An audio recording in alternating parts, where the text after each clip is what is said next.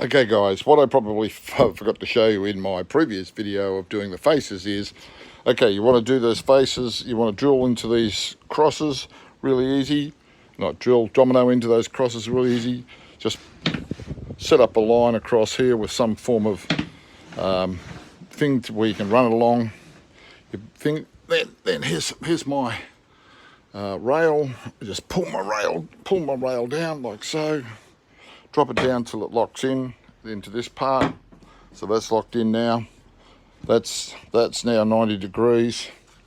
I just get my domino. I set the domino on the rail. See now the domino slide up and down. Now all I do is, if you watch that mark there, I just slide my board along here till it goes onto the mark, like so. I then just lock it down with a,